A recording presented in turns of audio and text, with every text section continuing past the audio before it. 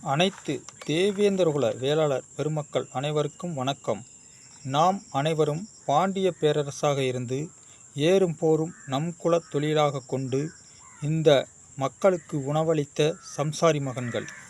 அதாவது கடந்த 17ஆம் தேதி திரைக்கு வந்த பைசன் என்ற காளமாடன், அதாவது தேவேந்திரகுல வேளாளர் வகையறாவை சேர்ந்த மணத்தி கணேசன் அவர்களின் கபடி வாழ்க்கை வரலாற்றை திரைக்காவியமாக எடுத்து வெள்ளி விழா கொண்டாடி கொண்டிருக்கும் மாரி செல்வராஜ் இயக்குனர் அவர்களுக்கு உலகெங்கும் வாழும் அனைத்து தேவேந்திரகுல வேளாளர் பெருமக்கள் சார்பாக நெஞ்சார்ந்த மனமார்ந்த நன்றியை தெரிவித்துக் கொள்கிறோம்.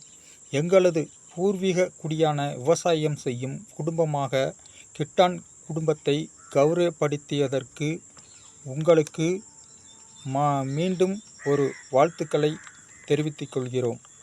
அதாவது இந்த படத்தில் அதாவது இந்த திருநெல்வேலி மக்களின் இயல்பான வாழ்க்கையை, அதாவது ஒரு விவசாய குடி சம்சாரி மகன் குடும்பத்தில் இருக்கக்கூடிய தினசரி வாழ்க்கையை சேறு செகதி வரப்பு வாய்க்கால் மற்றும் வயலும் வாழ்வும் மற்றும் ஆடு மாடு ஏற்கலப்பை உழவு செய்தல் மற்றும் இந்த பரம்படித்தல், அப்புறம் இந்த பசுமையான அந்த வயல்வெளி மற்றும் அதாவது இந்த விவசாயத்துக்கு சம்பந்தப்பட்ட அந்த நிலங்கள் தொழி அந்த மாதிரி விஷயம், அப்புறம் இந்த சேற்று வயல் ஆடுறது, இந்த மாதிரி விஷயத்தெல்லாம் மாரி செல்வராஜ் அற்புதமாக இந்த படத்தில் திரையில் கொண்டு வந்திருக்காப்படி.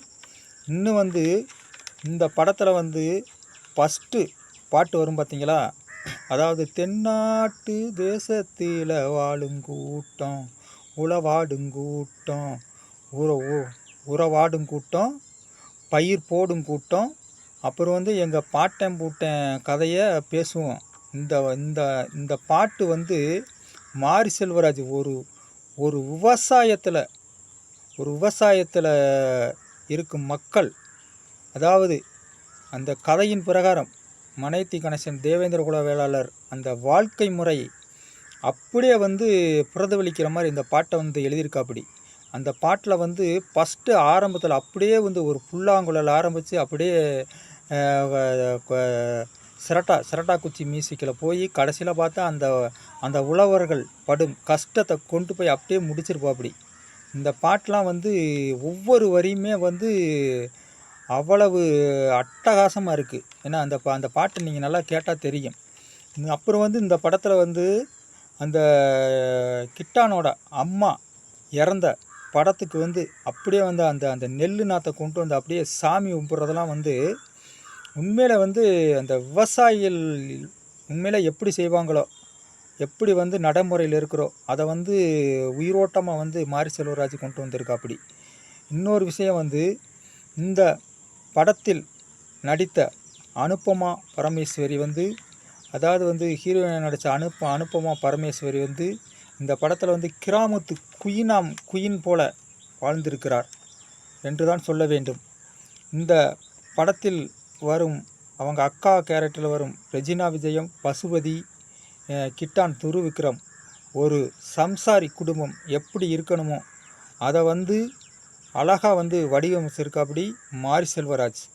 இந்த படத்தை பார்க்குறப்ப அதாவது கடைசி முடிய போய் வின் பண்ணிடுறாப்படி துரு விக்ரம் என்ற மணத்தி கணேசன்.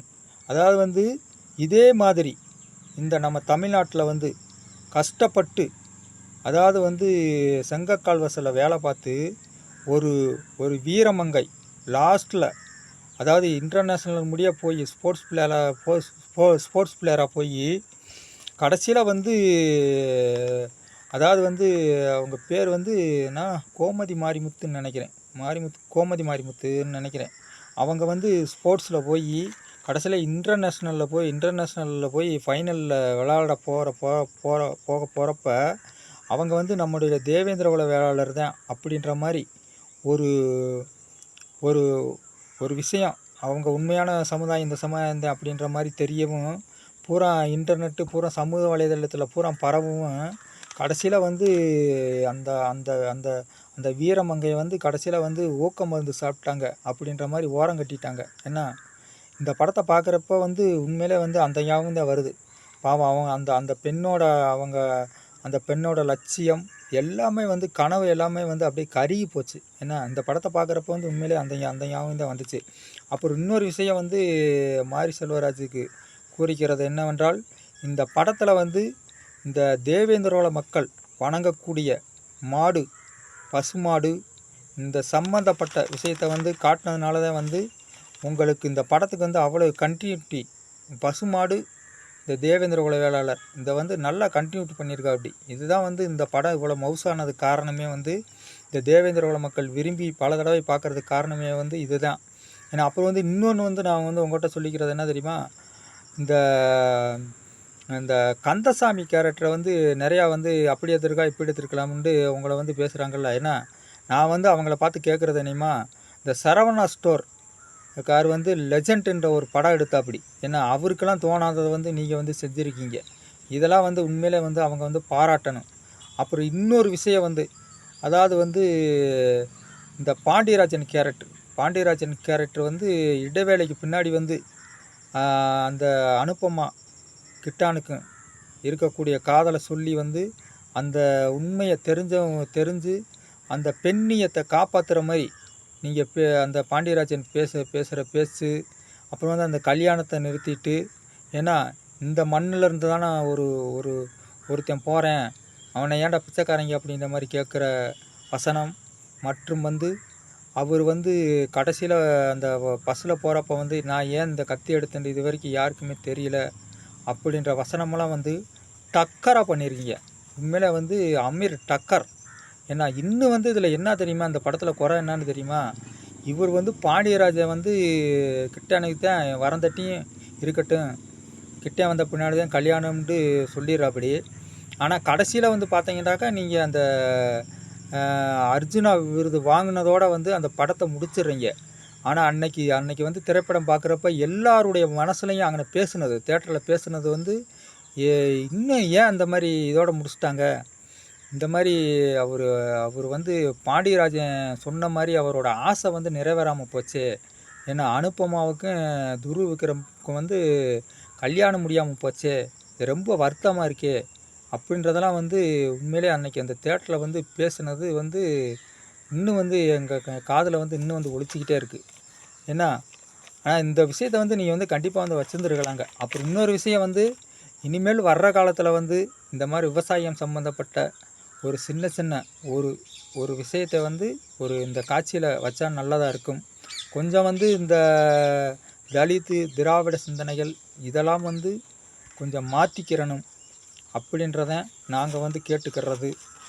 அப்புறம் வந்து இன்னொன்று வந்து சொல்கிறது என்னென்னா, இந்த படத்தில் வந்து வருகிற பாடல்கள் அனைத்துமே வந்து உண்மையிலே கிரேட், டன், டபுள் டன். இந்த படம் வந்து மொத்தத்தில் வந்து அதாவது பட்டை தீட்டப்பட்ட வைரம் என்று தான் சொல்ல வேண்டும். மாரி செல்வராஜ் அவர்களே வாழ்க வளர்க. நன்றி, வணக்கம்.